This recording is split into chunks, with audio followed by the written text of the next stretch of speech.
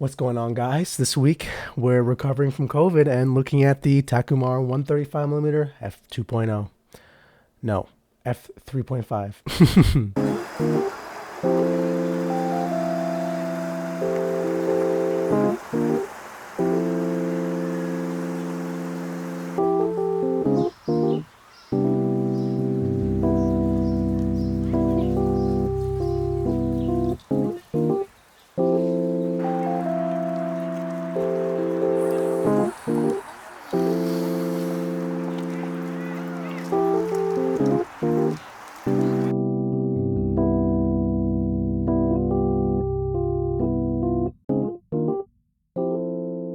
So I've been doing a lot of research into different M42 mount lenses recently. This one being no different, but the lens off of Batman that they use, the Helios 58 f2, I believe, kind of sparked my obsession initially, and I actually tried to pick one up myself back in, I think it was April or May, just off of eBay used, as I get all my gear. But all the cheaper ones that you'll see on eBay are shipping from places like Ukraine and Belarus. And I think for certain obvious geopolitical reasons, they're a little bit off limits right now, trying to ship them, because that was the issue that I ran into. I bought one from Belarus, and the shipper or the seller messaged me and said, well, I can't ship things out right now. So kind of unfortunate. But nonetheless, we have ourselves a Super Takumar 135mm. And these branded lenses are very similar. You'll find lots of different focal lengths with this mount and this brand. I've seen things like the 50mm f1.4 on eBay, and a couple of other different M42 mount lenses like the Industar 50-2. Just, I think currently right now I'm really into the look of vintage lenses. They often give you a certain quality to the image that you won't get with something a bit newer, a bit more refined. Another lens that I feel is a bit underrepresented in this category of more budget vintage lenses that give you an interesting look is the Rokinon 85mm 1.5T Cine lens. I've had the chance just to play around with it at my school. And it's, again, it's a gorgeous lens, and it's not that expensive on eBay. Last I checked, you can find them under just at around $200 and or below, and I think that's like a steal just for the look you get from the lenses. But yeah, just generally with these vintage lenses, I really love the look you get when it's wide open. Obviously, you lose sharpness, but what you gain in sharpness is like a just interesting smoothness of the frame, and like very interesting flaring from highlights and just haloing and distorted bokeh. Like you get a wide range of basically distorted artifacts from the lens that will produce on the sensor in a pleasing way, to me at least.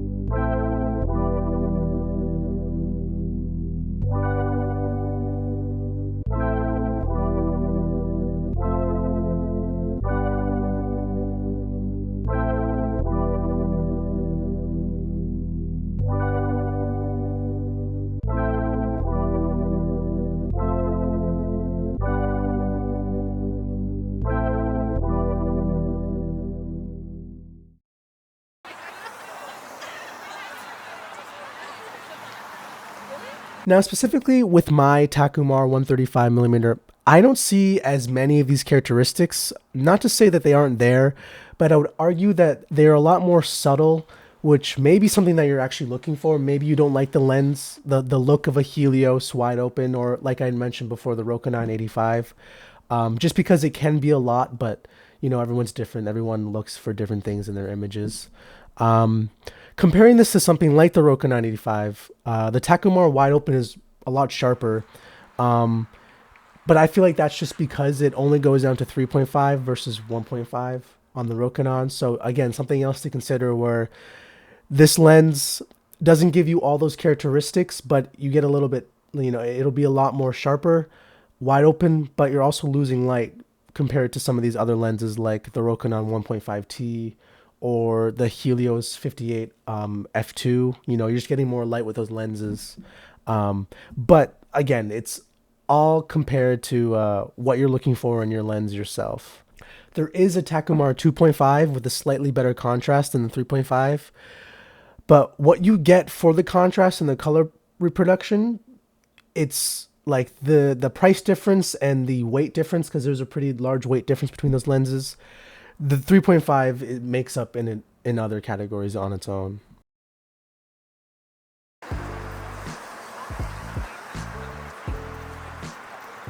So I want to get into something a little bit more abstract, not abstract, but a little bit more theoretical than just the lens and how it works, and the focal lengths and the specs of it, I guess you could say. But this is actually only my second lens for my Sony, and my other one that I'm filming on right now is just a 35 millimeter f 2.0, and I've been using that for about like a year and a half before I picked up this Takumar. I find that I really like the 35 millimeter focal length. When it comes to kind of mid-range focal lengths, I'm not really a huge fan of the 50 millimeter. For whatever reason, I'm just personally not as comfortable composing at that focal length. And I always find myself in these awkward compositions, not knowing if I should back up or if I should move closer. As well as just not being a fan of the look. To me, it just looks very bland, and I always kind of am left wanting a bit more. And so I feel like naturally I feel a little bit more comfortable at the wider focal length of 35 millimeter.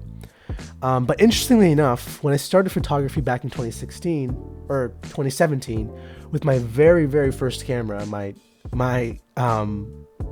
Canon Rebel T2i, I think it was, I was using just like this lens that was given to me from my uncle, and it was a Tamron 60 millimeter f2 macro, but it was a lens made for APS-C, so it was in reality like somewhere more than 90 millimeter. But I was shooting street photography at this time, so it's not very common that when you think street photography, you think these more standard focal lengths with 50 or 35 or even 24.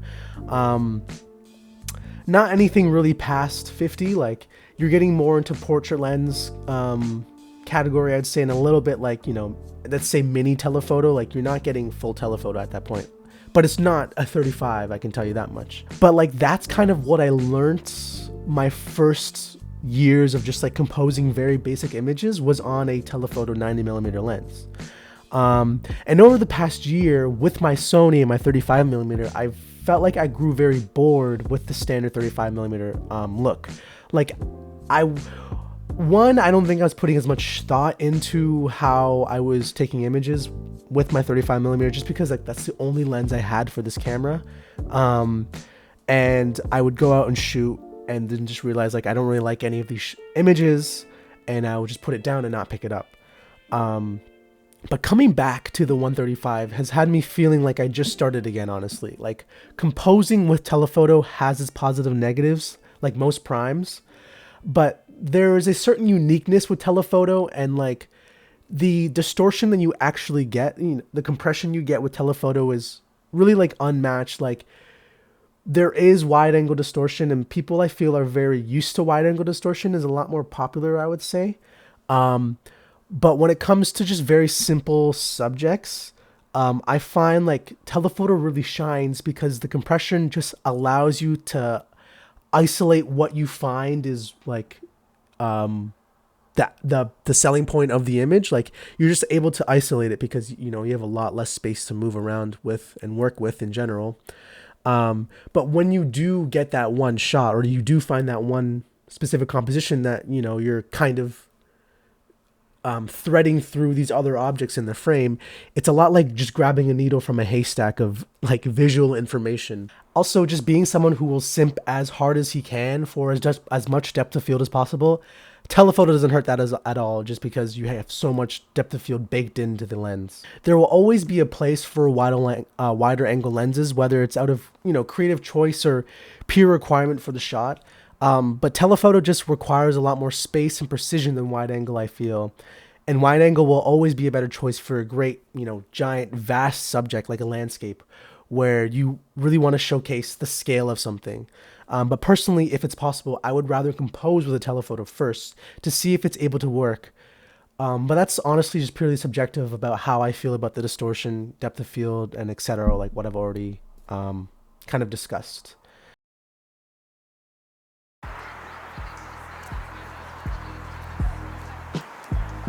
So I have a classic cam anecdote failure for you guys. So you always know I have to include this just as a good learning experience. Do as I say, not as I do.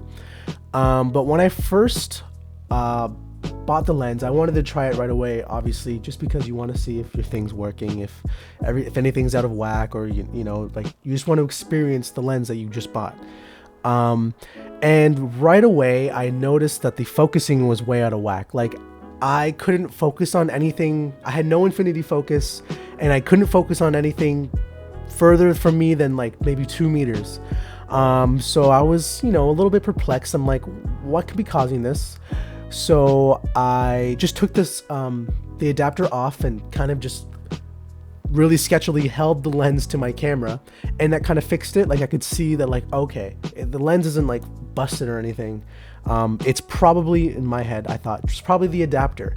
And I actually look on the adapter ring and I see it's M42 to FE. And I know FE as a mount for like APS-C cameras with a different sensor size. So I thought I bought the wrong adapter. So I was like, okay, kind of shitty. I can't use my lens right now, but I'll just buy a new adapter. I did want to just look up and make sure like what adapter to get. So I was doing a little bit more research, and I saw people having the same adapter as me and it working fine on full frame cameras as well.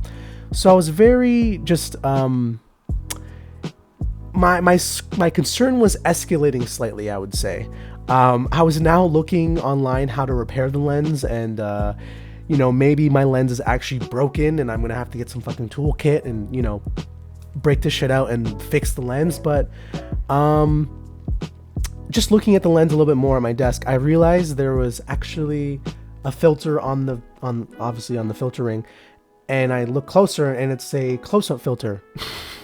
So basically I just took the close-up filter off and the lens worked perfectly fine. So that's just a classic example of, fucking pay attention to the gear you're buying. Cause like the ad didn't mention any filter coming with it. I just thought I got the lens as is. But that's just par for course for me, and do as I say, not as I do. Anyways, I feel like I kind of just rambled for a minute there, but if you want to take anything away from this video, it's to definitely check out different M42 mount lenses, because there are some real beautiful lenses out there. Like look at the Takumars, and even the Rokinon I mentioned is not M42 mount, but like I feel like it's very underrepresented as just like a basic Sony E mount, and I think it's Sony E and another mount they offer that in, but I'm not sure. But like just look at these lenses. I don't think you'll be disappointed. That's all I gotta say. Thank you for watching. As usual, you can always hit me up at Instagram at Rollins Creative, or the link is always in the description. And I hope you have a beautiful day, evening, or whenever you decide to watch this. Take care.